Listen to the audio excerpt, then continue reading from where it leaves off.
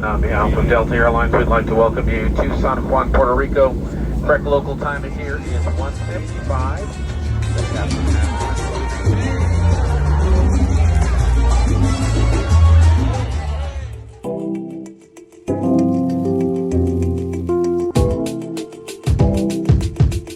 I'm Aislyn Greene, and this is Unpacked, the podcast that unpacks one tricky topic in travel each week. And that, what you just heard, is the soul of Puerto Rico. As part of our Unpacking series, I traveled to the island recently to take a deep dive into one of the most crucial aspects of Puerto Rican identity: music.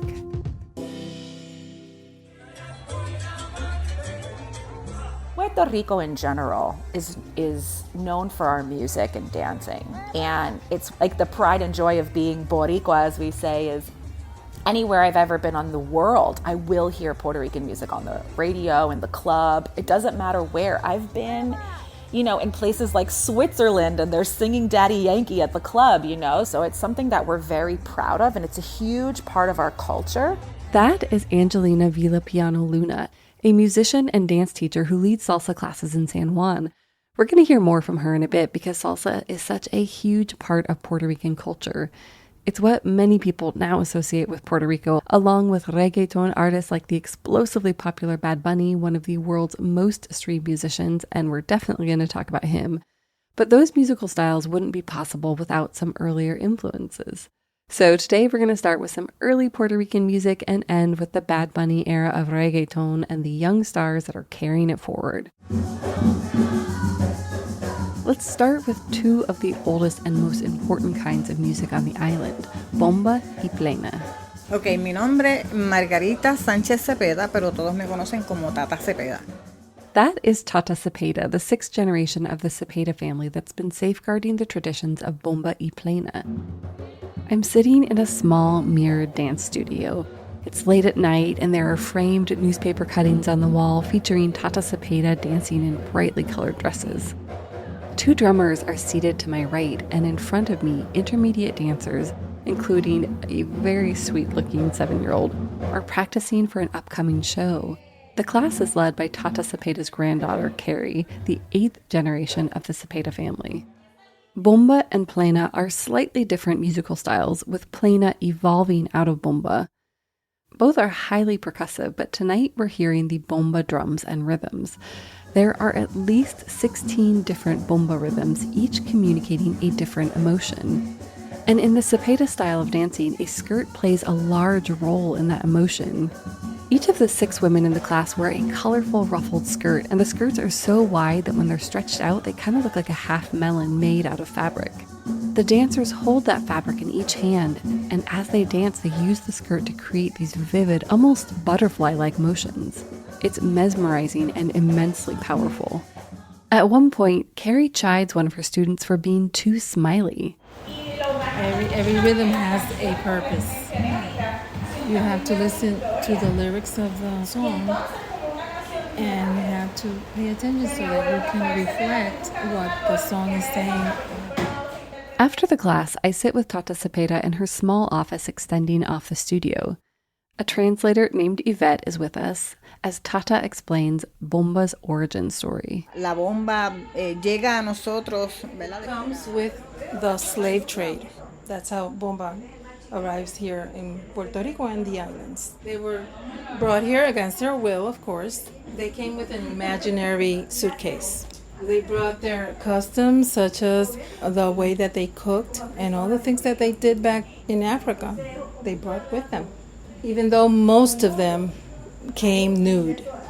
It started back in the late 15th century during the beginning of the Spanish colonial period, and one of those traditions was music. Music became one of the few ways enslaved people were able to express their emotions and even communicate. Entonces, las canciones de bomba son historias que se van narrando. Songs were like newspapers. They were stories that were sung. They were stories about the community, about events, things that happened, tragedies, right? Alegría, tristeza, la partida de seres queridos. Someone that maybe died. So it was kind of like spreading the news, but with songs. Plena, the musical style that evolved out of Bomba, is also viewed as the sung newspaper. So I asked Tata about Bomba y Plena songs. Can she recommend a couple to listen to? Es que hay muchas. There's so many. Hay muchas, pero una de las que se cantó, que la que yo canté, The one that she sang was buscando un árbol que me dé sombra, que me dé sombra, que me dé sombra. Give me some shade. Y esa la escribió mi abuelo. It was written by her grandfather. Oh, wow. The song can be used for many purposes, but when he wrote it because he had 10 children and he had sometimes 2-3 jobs and still sometimes he couldn't make ends meet.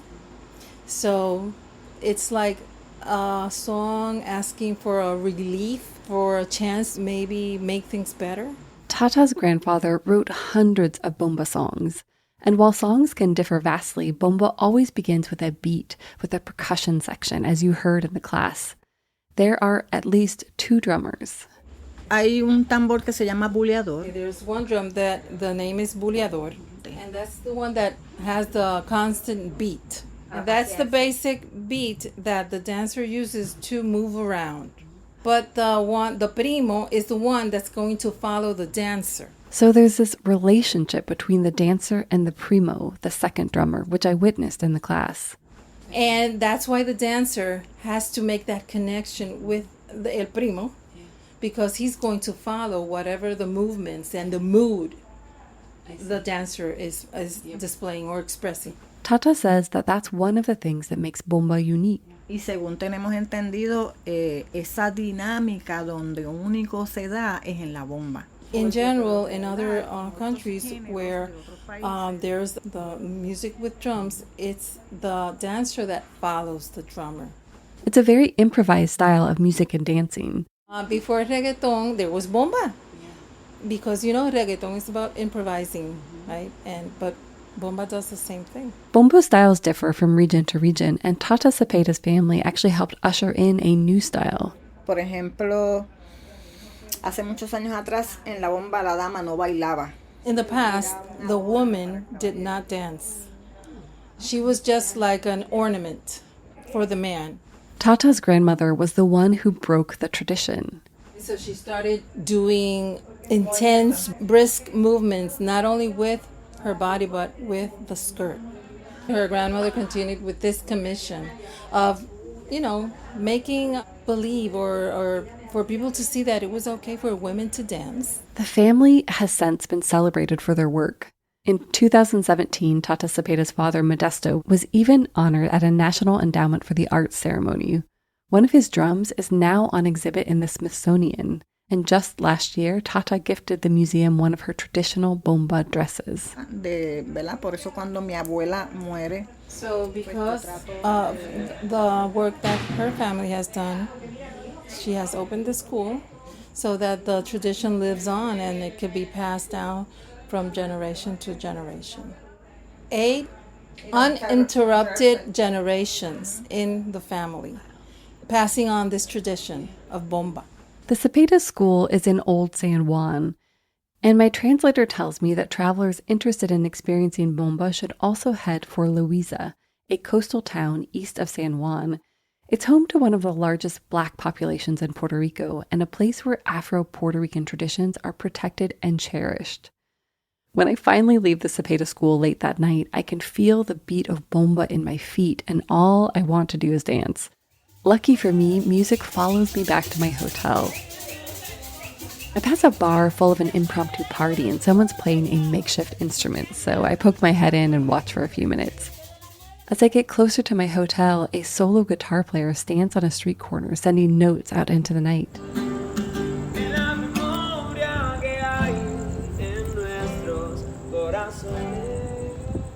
The next morning is clear and hot. I've decided to head south for a bit, cutting through the mountains and making a stop in Caguas, home to the house of the troubadour Luis Miranda Pico de Oro. I've heard that Caguas is where Puerto Rican folk music was born and that this museum is the best place to learn about it. But when I arrive, painters with long poles are rolling bright white paint on long shutters that front the building. I ask if the museum is open, and they shake their heads at me. I decide to persevere. And after asking around a bit, I discover Maribel Martinez, who is delightful and just so happens to work for the museum, so she invites me in. There are workers everywhere inside because Maribel tells me that the museum is getting ready for a performance, but still she tells me the story of the museum. This Criollo music was started by the people from the mountain, the rural people, hillbillies. They started, he's hillbillies, right? So yes, Criollo music or jibaro music came from the farmers that lived in the green, fertile hills that surround Caguas. And those who expressed themselves through this music were known as trovadors, and they sang songs through improvised trovas. The trova is like a poem. You can sing like a poetry, While the themes of jibaro music are universal, the music itself is technically quite complicated. The most important instrument is the cuatro, the island's national instrument. Cuatro means four in English, is because in the beginning of the instrument it had only 4 strings. The cuatro is smaller than a guitar but larger than a mandolin, and the instrument would eventually evolve to have 5 double strings, so the musical style remained fairly consistent. Jibaro music is built around the decima, and a decima is composed of 4 stanzas of 4 lines each. And each line is composed of 7, 8, or 9 syllables and rhyme with each other. I told you it was complex. But here's what makes it even more so. We have singers who improvise too. And you tell them the last one, and the singers start to think, and make the improvise, and they sing. But in the improvising, you have to sing the structure like that. Very difficulty. Not everybody can go on stage and I say, I'm sing trova, The decima arrived in Puerto Rico in the 18th century with migrant workers from the Canary Islands. It became popular with workers in the countryside who gave it their own distinctive style. And then in the 1960s, the music spread beyond the island and became popular in the United States, thanks in large part to trovadors like Ramito Florencio Morales. He was the first artist of popular music who went to the United States and give the music over there. In fact, to that man, Ramito Florencio Morales, all the Puerto Rican United States can hear our music. Ramito had 2 brothers who were also trovadors, and there are many other famous examples, including Luis Miranda, the museum's namesake.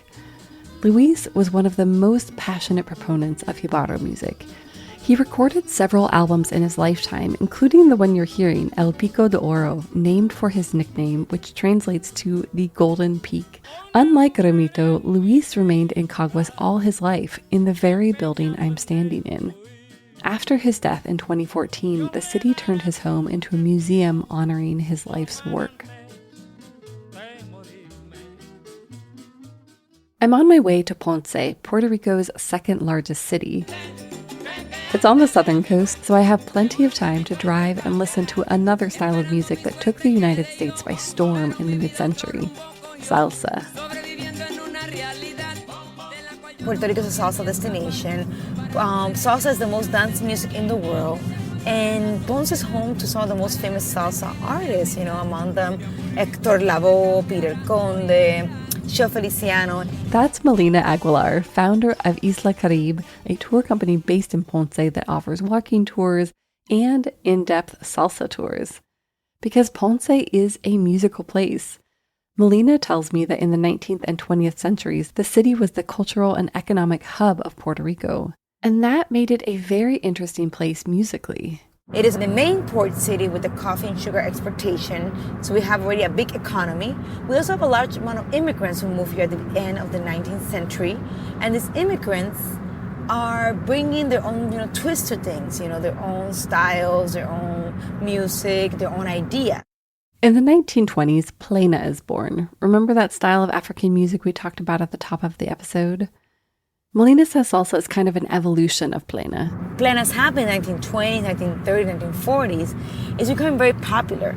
And soon there's a lot of experimentation of plena music along with other rhythms. So during this time of plena booming is where the stars are being born. Hector Lavoe, Feliciano. And all of these factors combine to make the city what it is today. But also Ponce has one of the first academy of music. Not only did it have the first music store in the 19th century, but he has the oldest band, and it also has the first school completely free for children to study music, which still exists today.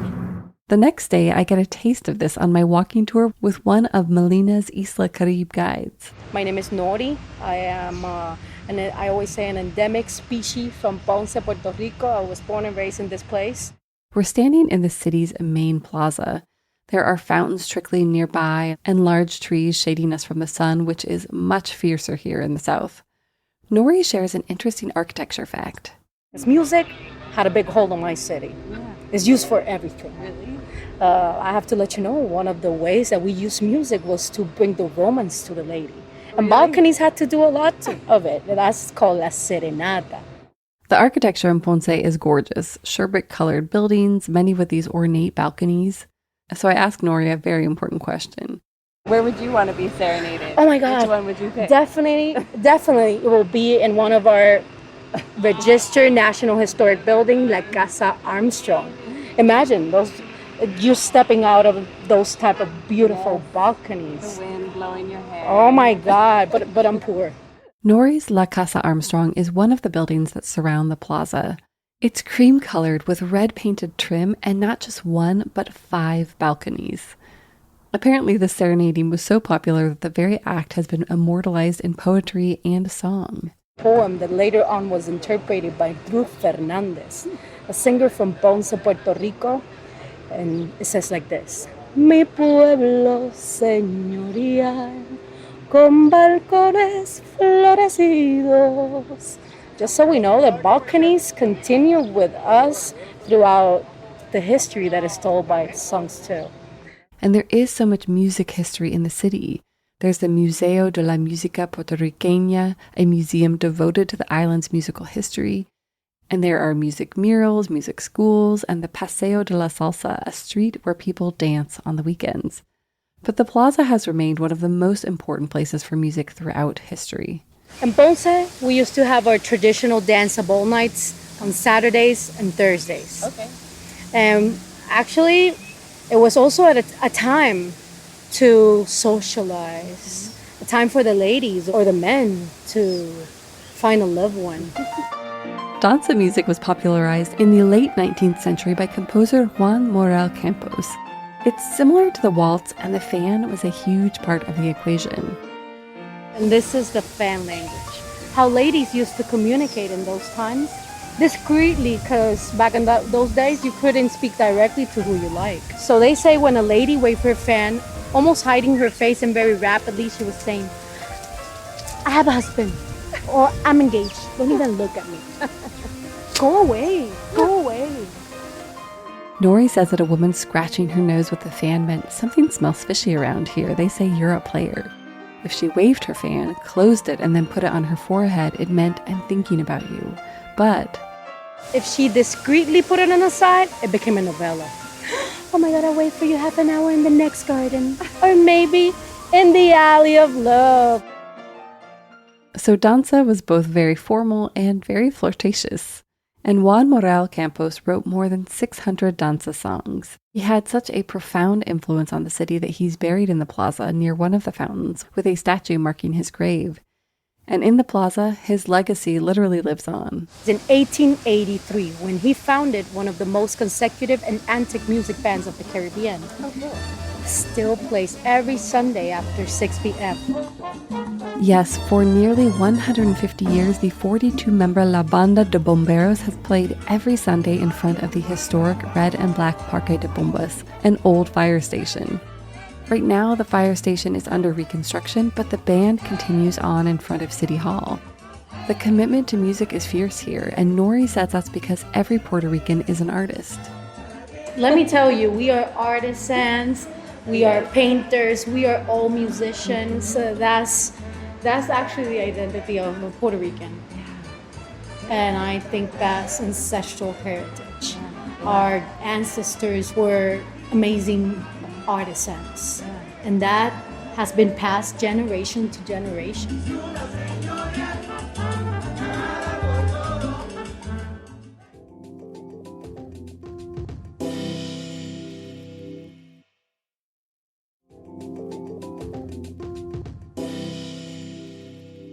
I continue my salsa journey back in San Juan, where I sign up for a salsa class through Airbnb experiences with Angelina. You know that woman we heard at the top of the episode? We meet in a spacious tree-lined park in San Juan's Condado neighborhood.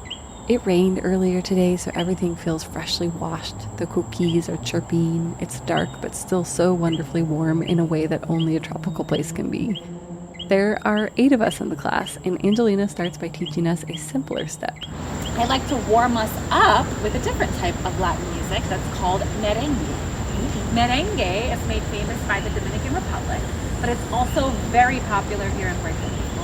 And I would say most, if not all Latinos, dance merengue. So it's a good one to learn because you can bust it out at any Latino party, club, barbecue, travel destination. We all merengue, so it's useful. Angelina has us start by simply walking in place in a basic 1-2-1-2 motion. And because we are Caribbean people, we put a little extra on the hips to give it the flavor, the sabor, the sazon of the island. She shows us how to merengue forward and back, side to side, and then it's time to merengue to music. So now we're going to practice all the different ways we can move while dancing the merengue to the world's most famous merengue song. Where is it from? You guessed it, Puerto Rico. Bésame, que quiero sentir tus labios besándome otra vez suavemente. Now that we've mastered the basic merengue step, Angelina adds a couple of turns, and before long, it's like we're actually dancing. And that means it's time to move on to the salsa part of our lesson. But before we do, Angelina shares a little history, and this is where all of Puerto Rico's influences start to come together for me. So, salsa really is a reflection of the history and the ancestry of Puerto Rico expressed through music. So the first people who ever lived on this island were a Native American tribe from South America, the area that is today Venezuela. And they were a river tribe. And on canoes, they started discovering all these Caribbean islands. And the tribe that settled in Puerto Rico is called the Taínos. Angelina says that the Taínos gave each of the Caribbean islands indigenous Taíno names. So for example, Cuba is based on the Taíno name Cubao. The Taíno name for this island is Boriqueño. So if you are a native of the island of Boriqueño, you are a Boricua, which is why you'll always see and hear us Puerto Ricans refer to ourselves as Boricua. Yo soy Boricua, Borinqueña, Borinquen, Boricua, Morena. I'm Dominicana. Hey, oye mi canto. So now you know that is our indigenous identity that we still proudly use today. And Taíno instruments are still used in modern music, including salsa. There's the güiro. The güiro is like a gourd, a squash, a zucchini, if you will, that has been hollowed out and dried out in the sun. And when it's all dried out, it becomes hardened, at which point we carve lines into the side that are played with the stick.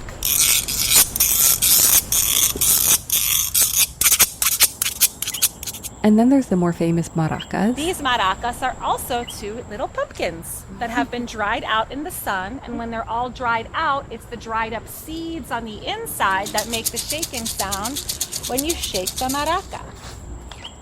And finally, there's the claves. 2 blocks of wood that are carved to be like these cylinder shapes. And we play them against each other to keep the rhythm, or as it's called in salsa, the clave.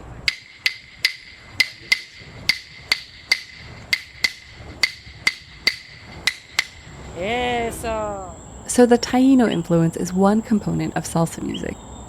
The next group to come through were the Spanish. Boo! They colonized us. But in the process, they did bring their own musical instruments and influences that then became a part of our culture. So they're bringing over things like the guitarra and the piano. So we're putting those types of melodies now over indigenous percussion. This also changed the way people dance. And we're going from the Taino style of dancing, which is everybody standing together in a circle and dancing as a group, to now the European style of a man and a woman that stand like this and do steps and twirls. And partner dancing is now making its way to the Caribbean. At the same time, there was the African population coming to the islands primarily through slavery. Our island has most of our ancestors from Ghana, Nigeria, Congo, Cameroon. So now we have all of those musical instruments and influences coming up through. So how does that show up in salsa? Our most famous instrument, the congas, a set of African drums. One's a little bigger, one's a little smaller. We play two at a time, so you get twice as many tones while you're playing them. If we take the congas, shrink them down and put them in your lap, now it's the bongos. And these drums make the bass rhythm that salsa is built off of. In Cuba, musicians took those mix of influences and created a rhythm called son. And son becomes so popular, it's like a revolution in Caribbean music, and it starts evolving into all these different styles and different islands. In Cuba, it goes from son to rumba to mambo to cha-cha, or the cha-cha-cha. And it is the Puerto Ricans that are taking the Cuban song and evolving it into salsa. In the early 20th century, Puerto Rico became a U.S. territory, but it wasn't until the 1960s that salsa really took off. Puerto Ricans eventually get American citizenship, and many moved to New York City, Nueva York, specifically at this time, Harlem. There's a whole part of Harlem called Spanish Harlem, and this is coming from the big wave of Puerto Ricans that are arriving during the Harlem Renaissance. So now it's the Puerto Ricans in New York that we call New Yorkers that are very much a part of and influenced by the jazz music of the Harlem Renaissance. Those New Yorkers, people like Hector Lavoe and Willie Colon, took all the sounds from their home island and added a heavy Harlem jazz influence. So here comes the emphasis on that sassy, brassy horn section, trumpet, trombone, saxophone, and taking the Caribbean rhythm and applying a jazz concept to it, which is known as the swing. And by swinging the rhythm, they have now taken it into a whole new genre.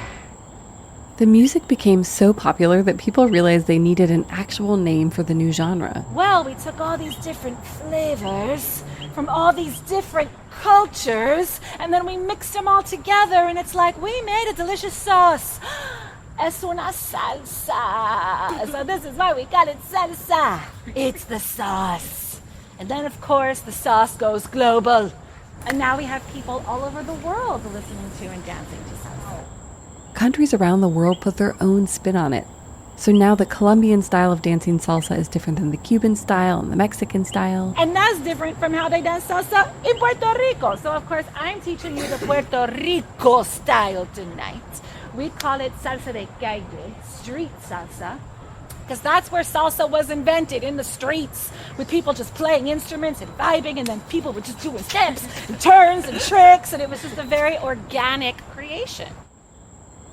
Angelina says that salsa remains a very organic part of Puerto Rican culture. We're listening to salsa from the time we're little. Somebody's uncle's in the corner playing the congas. Somebody's auntie is teaching us how to do the step. Next thing you know, we're practicing with our cousins, and we're dancing at all the family parties. We're dancing at the festivals. We're dancing at the beach, at the bars, and yes, we still even dance in the streets. So, this is how I like to teach salsa. Like I am your Puerto Rican auntie, Titi Angie, and I'm going to teach you how to do salsa como mi familia. You guys ready? We are so ready. Angelina takes us through the basic step, a forward step, middle, back step, middle repetition that will play in my head all night. Eventually we have it down enough that she cranks up the music and speeds us up. Okay. And now we're going to go a little bit faster.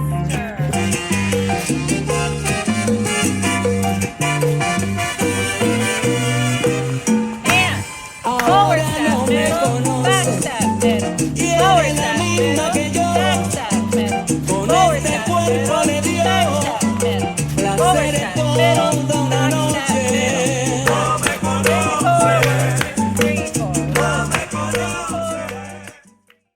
hour or so later, she deems us passable enough to take to a real salsa club.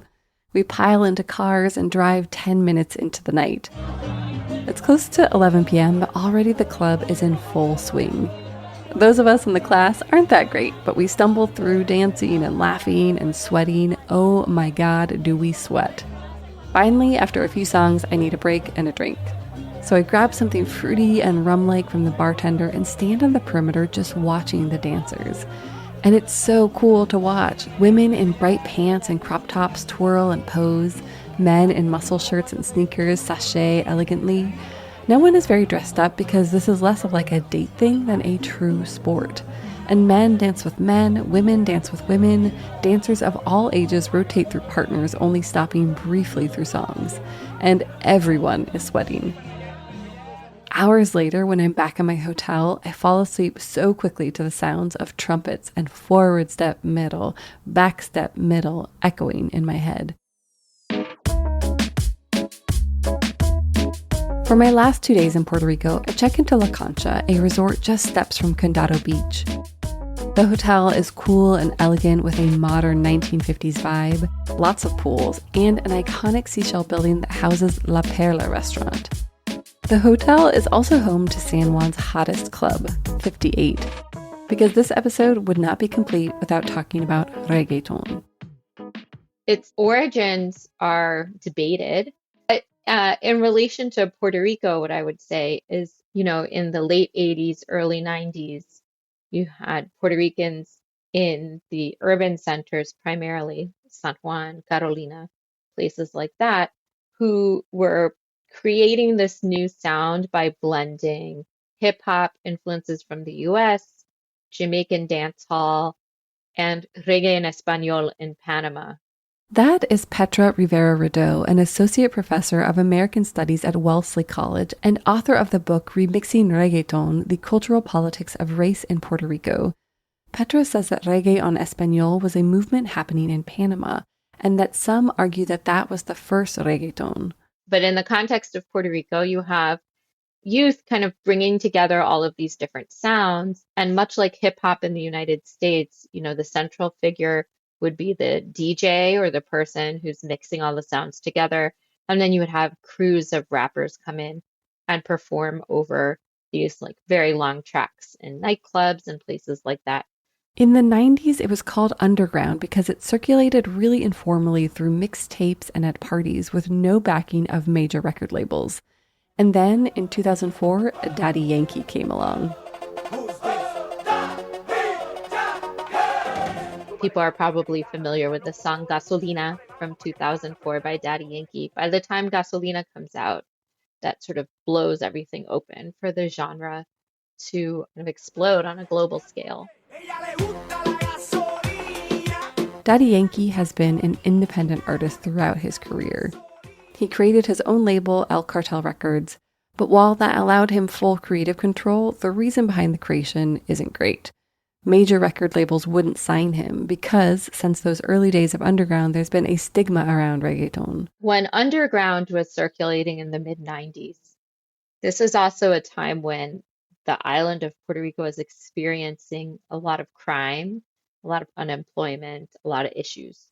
And these are issues that are come out of these very long history of colonialism between Puerto Rico and the United States, and divestment and systemic racism and all of the kind of structures that cause urban poverty and all these problems.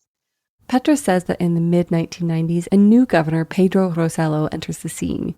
He runs on an anti-crime initiative. The campaign is very successful, and he wins. And soon after, he establishes the Mano Dura contra el Crimen, or Iron Fist against crime. And the idea is to literally use, collaborate, the Puerto Rican police and the U.S. National Guard collaborate and invade public housing developments, which are seen as sort of the epicenter of this criminal activity. They essentially occupy these spaces, creating a surveillance state.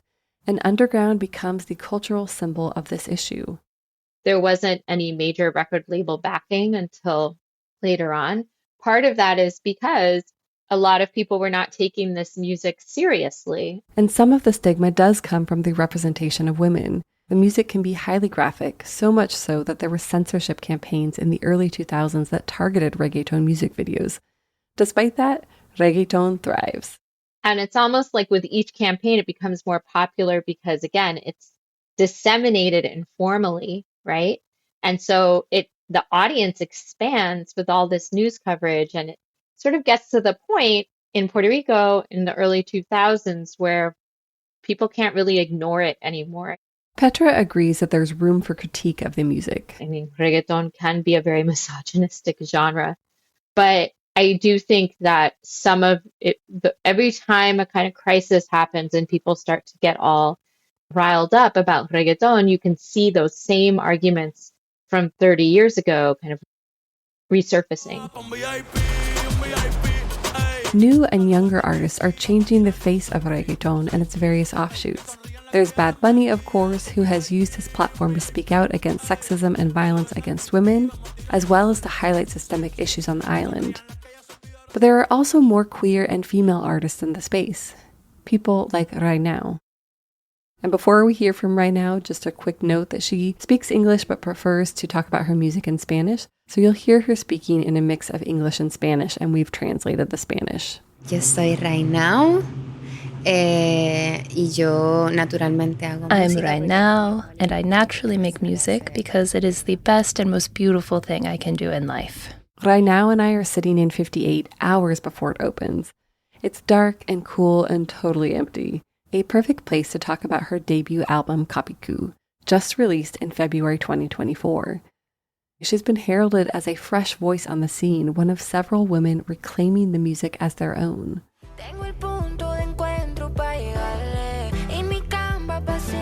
I've been credited as like breaking up the boys' club. Amen. Yeah. Amen. Do you feel not pressure, but do you feel like you represent or you that responsibility? Yeah. No, I don't.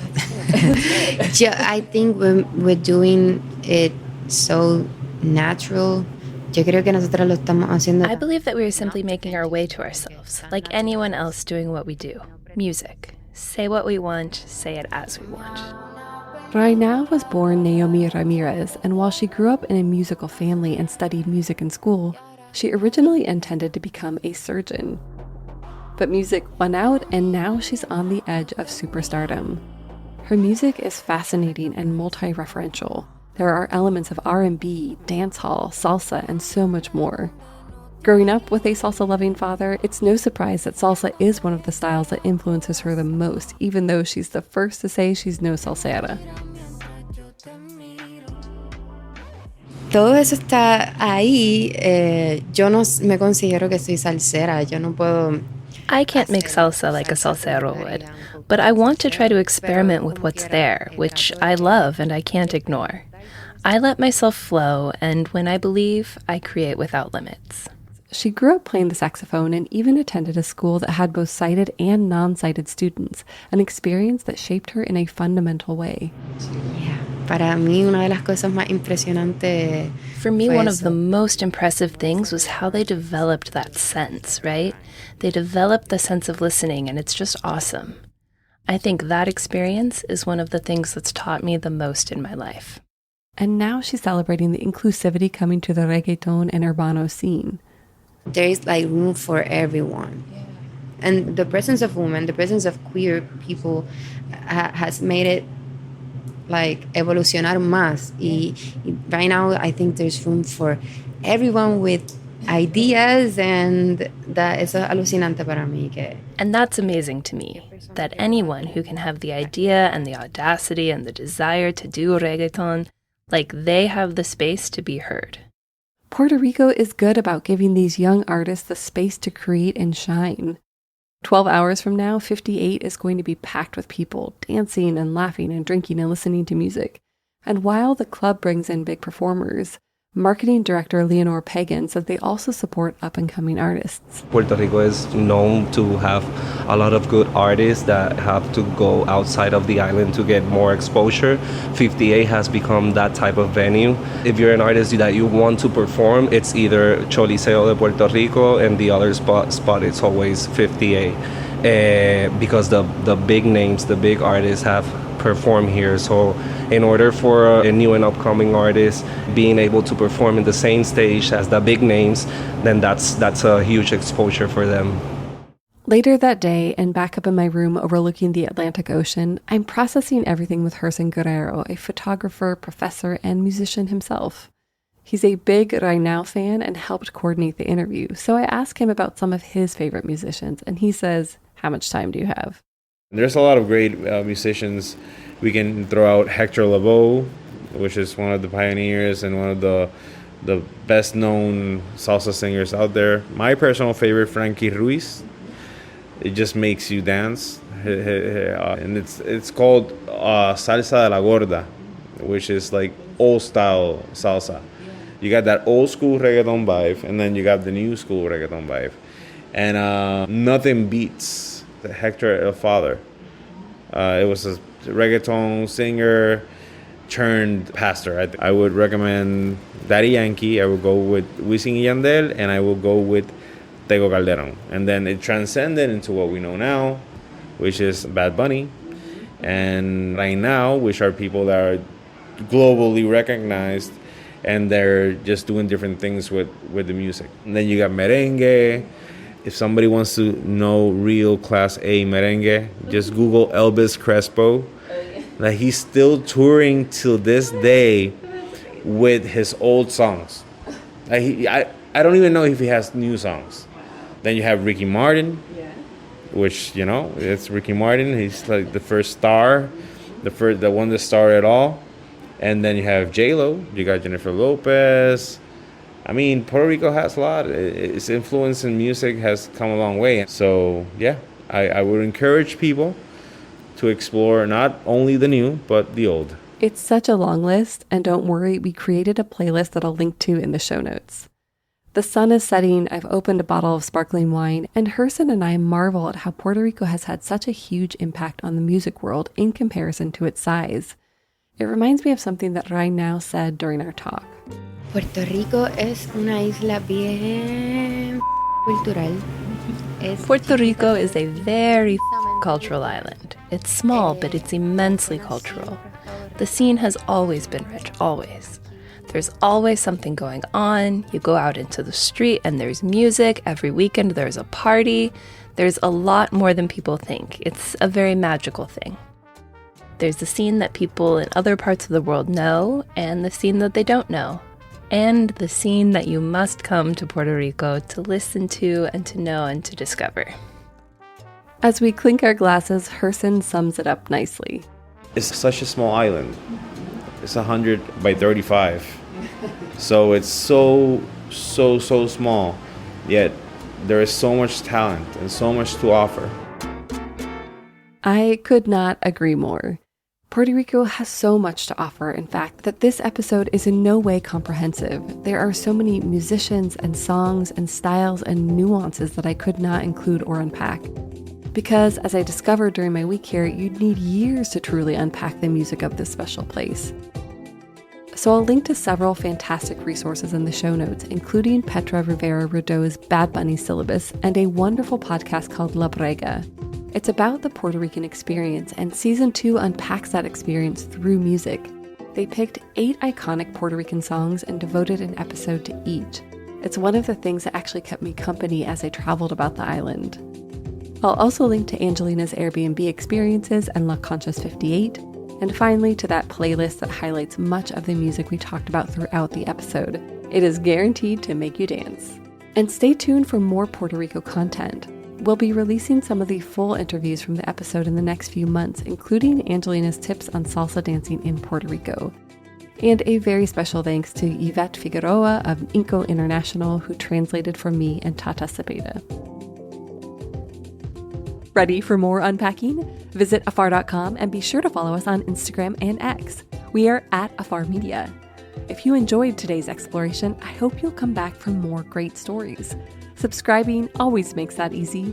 And be sure to rate and review the show on your favorite podcast platforms. It helps other travelers find it. And if you ever want to ask a question or suggest a topic for coverage, you can reach out to us at afar.com/feedback or email us at unpacked@afar.com. This has been Unpacked, a production of Afar Media.